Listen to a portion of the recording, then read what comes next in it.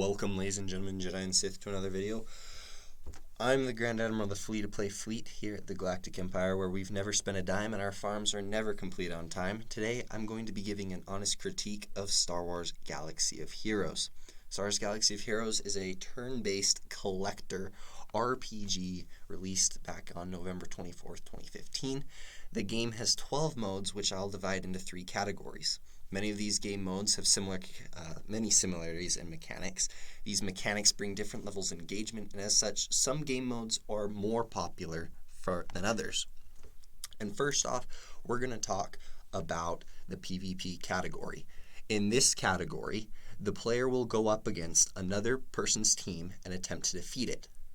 First, this feature was predominantly featured in Squad Arena and Fleet Arenas, released in 2015 and around 2017 respectively. These game modes were a 1 versus 1 climb a leaderboard to reach better rewards. Typically, this favored players who spent money within this group of players, and among non-spenders, this is not one of their favorite game modes. One of my guild mates, Pablo Escobar, stated that he disliked Squad Arena because you can get locked out of higher rewards if you didn't chase the latest and newest tune being released. Jack Bauer shared this sentiment, quote, "And if you're free to play, the difference between paying players and free-to-play players is stunning," end quote. This holds true for both Squad and Fleet Arena, as they are structured very similarly. However, the third game mode in this category is Grand Arena, which was released in 2019. Grand Arena takes the nature of the others and adds a more strategic approach and a lot of planning within it. As such, there are and it's divided within multiple days of combat and strategy.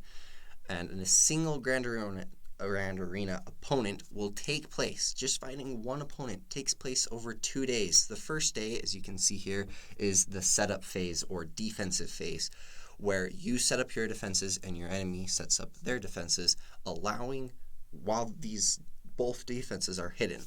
Within the attack phase, there are 4 different zones, and each with several defensive teams, and there are 2 front zones and 2 on the back. The strategy aspect comes from these zone placements because one must strategize what squads to place and which will be for offense. Fortunately, you have usually matched with people of a similar level, preventing a lowly free-to-play from going up against a whale. With recent changes, that can happen if you are winning a lot more. And as such, Grand Arena also has a lot more emphasis on the reward structure. But for many, this is their favorite game mode. Why? Because it eliminates the need to pay to compete. The game developers have stated, quote, "Reaching new ranks after winning a challenging battle against your peers should feel like a fun and exciting moment. The best place for this experience is in our game is Grand Arena Championships." And the changes we're announcing today are to continue to reinforce Grand Arena as the ideal mode to challenge a player's roster and skill in Star Wars Galaxy of Heroes, end quote. Grand Arena is challenging, not because of a difference in spending habits, but because of strategy. Players respond well to this, which Bombad Jedi supports, saying, quote, "I have the most fun playing this game mode. A lot of strategy and problem solving involved, and my inventory is pretty well equipped to play this game mode. I'd play this game mode even if there were no rewards attached to it, which is definitely the only game mode I can say that for," end quote. The developers have recognized that this is the staple of the game and want to, quote, "continue to expound on the foundation we laid down," end quote. Recognizing that balanced competition with strategy is a people pleaser, I will move on to the second category, which is guild events. Guild events are game modes that require the participation of a group of players to get rewards. 3 game modes are in this category, and the first on the list is raids, which are right here. Raids are a group project that requires the guild to work together to defeat each phase. Many of them have tiers of difficulty, allowing a guild to rise to the highest challenge over time.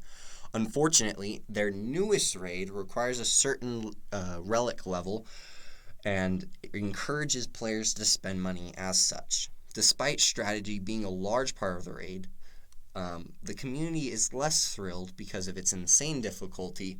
However, the other two game modes are generally well received. These are Territory Wars and Territory Battles. Territory Battles are a multi-day event where guild members will deploy their rosters to help move forward. There's a sense of accomplishment because you always are making progress. Instead of having a forced requirement, guilds are allowed to grow into the battles and experience challenges while they develop their rosters. The Territory Wars are kind of like Grand Arena, but on a guild level. Two guilds are pitted against one another for a competition, and strategy flourishes in this game mode. Capital Games addresses Territory Wars recently. Quote, today's update reworks the matchmaking system in Territory Wars to make accurately calculate the amount of power a guild is bringing to the hollow table. Our goal with these changes is to create a more fair and balanced experience long term. This system better accounts for guilds that bring smaller number of powerful players. End quote. In doing so, players are allowed to win or lose based on their strategy, not by how much they've spent. My guild in particular has noticed this, as we've been able to go on win streaks, but it's very close oftentimes, and then we'll lose against someone who just barely out-strategizes us, which is huge because we are often paired up against people who had a lot more Galactic Legends or a lot less, which resulted in us getting creamed or them getting stomped. This Pablo Escobar again said that this is one of his favorites because, quote, I enjoy the guild coordination and strategy involved. It's a team effort, and I feel it keeps the game engaging compared to a solo effort. Further supporting the idea that strategy leads to an engaging game mode, we see how there is, quote, a greater incentive placed on victory. Finally, we have the solo game modes. There are 6 in total, however I will be focusing on just 2. Galactic Conquest, released in 2021, and Character Events, released in 2016.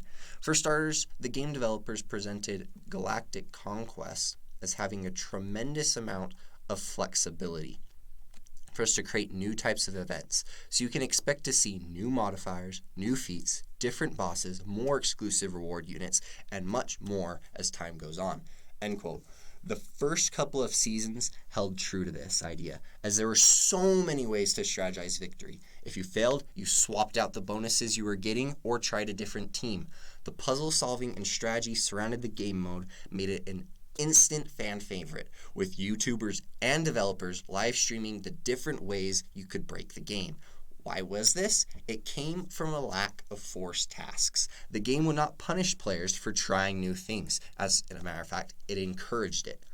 Unfortunately, Conquest did not stay that way for long. The developers adjusted Conquest by focusing on feats, which require players to have specific teams. Those who did not have those teams could not get the complete reward. Often, Conquest has been compared to as a chore, and Ginger Flash Mob, another guild member, stated, quote, it takes up a large amount of the game time to not reward the players the way it ought to, end quote. Now, I will compare Conquest to Character Events. In these events, you unlock some of the best units in Star Wars Galaxy of Heroes by gearing up required characters to complete the events. Attached to these events are generally some high gear tier or high GP count, and which can take months to reach for a free-to-play player. Traditionally, each new character event will be the top, continuing the ever-growing power creep. In attempting to unlock these characters, it can often feel like one is simply just chasing the meta. The dislike for both game modes stems from being forced to farm a team. Players enjoy being able to forge their rosters and then use them. In conclusion, there are mechanics and gameplay methods that cultivate engagement. Both Capital Games and players alike have noticed that strategy. Balanced competition and using their full rosters increases a desire to participate. For these reasons, I believe Grand Arena, Territory War, and Conquest offer more opportunities to improve and grow beyond what they are currently. Thank you for watching. I hope you enjoyed, and as always, this has been the Grand Admiral and End transmission.